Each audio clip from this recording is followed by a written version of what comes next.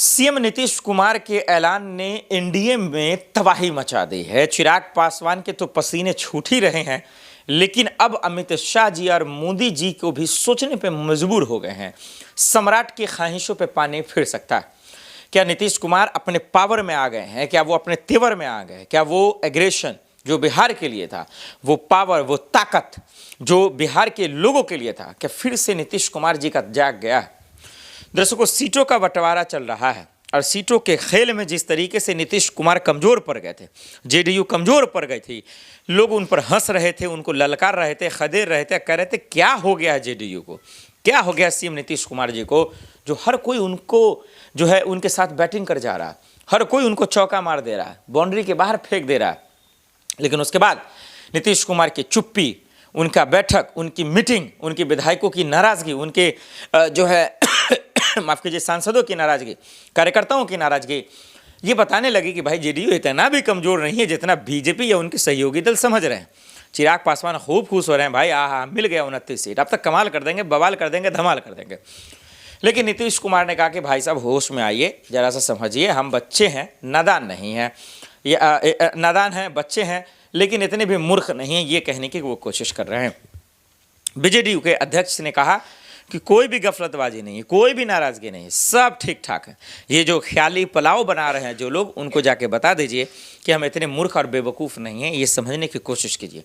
लेकिन हमारा आपने देखा कि क्या हो रहा है, हमारा आपने देखा कि ये बेवकूफ़ी जो है दरअसल इन दिनों छोटे छोटे दल करते नजर आ रहे हैं। बीजेपी के खेल को समझिए, और नीतीश कुमार ने समझ लिया, इसीलिए जहाँ जहाँ उनके उम्मीदवार थे वहाँ अपने कैंडिडेट को मजबूती से डाला, और जहाँ पे विपक्ष यानी कि उन्हीं के सहयोगी दल का दबदबा था, वहाँ पे उनको हटा के अपना डाला।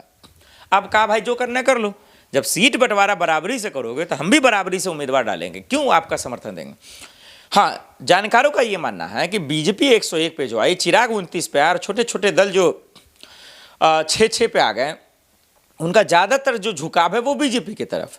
तो अगर बीजेपी ज़्यादा सीटें लाती है, चिराग ले आते हैं सीटें ज़्यादा, तो फिर ये लोग मिलकर सरकार बना देंगे और जेडीयू को अलग कर देंगे, नीतीश कुमार को अलग कर देंगे।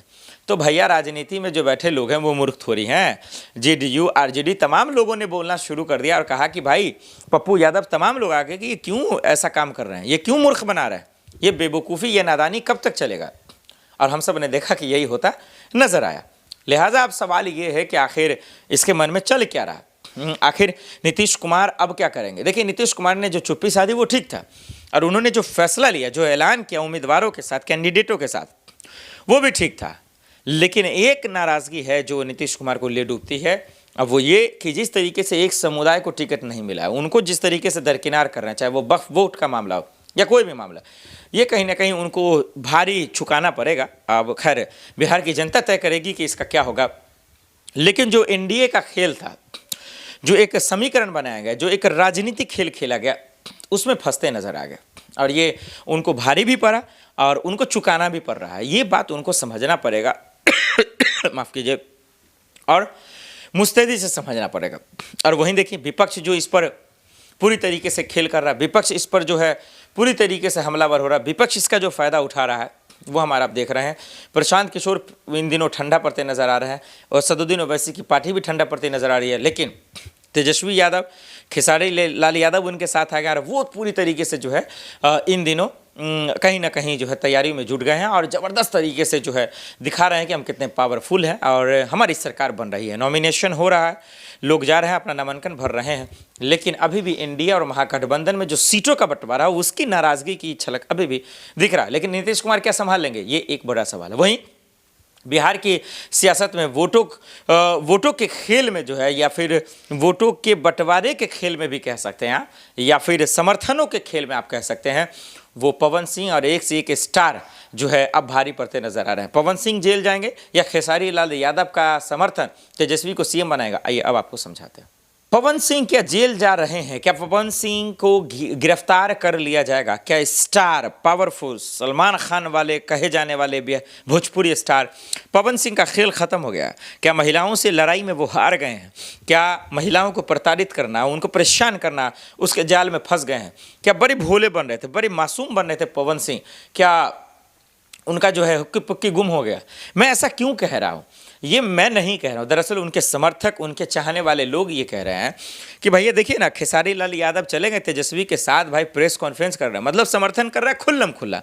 ये भाई साहब अमित शाह जी से मिलते हैं, बीजेपी से मिलते हैं, और देखिए विपक्ष ने खेल कर दिया, उनकी वाइफ के साथ, पत्नी के साथ जो है मिलकर सियासत कर दिया उन्होंने, और किस तरीके से उनको जाल में फंसा दिया, पुलिस आई, थाना आया, ये खुलासा वो खुलासा।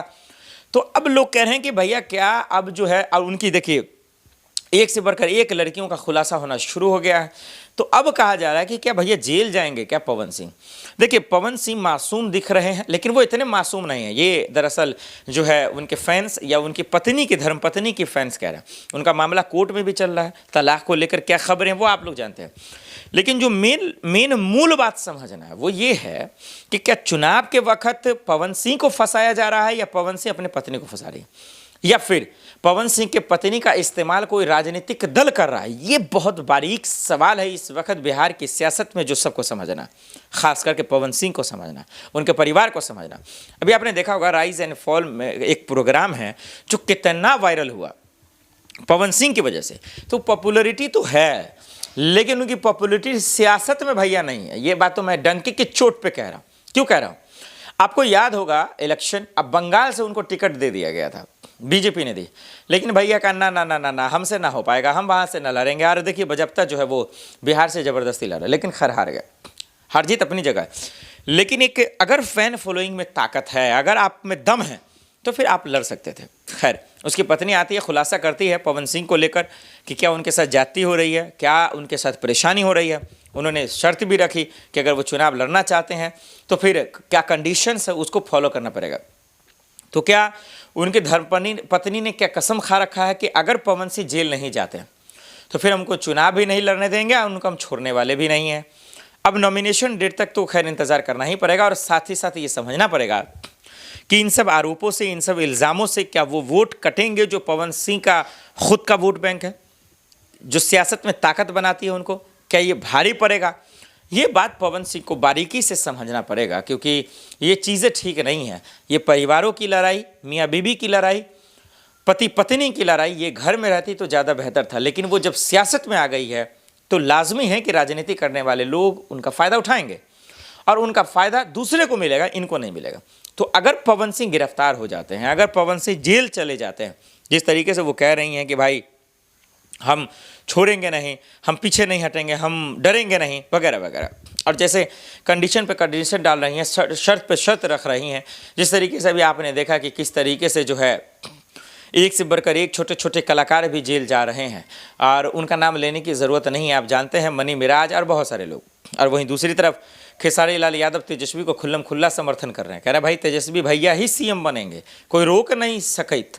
तो तरह तरह की जो बातें हो रही हैं वो समझना पड़ेगा पवन सिंह को भी, कि आपको ये सब चीज़ पारिवारिक मामला उलझाकर ही सियासत में खुल कर आना चाहिए था। अचानक से ये जो है बिहार की सियासत में उछले, अब फिर से देखिए अभी डाउन आ गए पूरी तरीके से। तो क्या पत्नी ने उनके लिए मुसीबतें खड़ा कर दी, क्या परेशानियां खड़ा कर दी? दर्शकों, कौन जेल जाएगा, कौन बचेगा, कौन जीतेगा, कौन हारेगा इस मियाँ बीवी की लड़ाई में, और इसका सियासत में फ़ायदा कौन उठाएगा, कमेंट कर ज़रूर बताइएगा। फरवर न्यूज़ देखने के लिए बहुत बहुत शुक्रिया।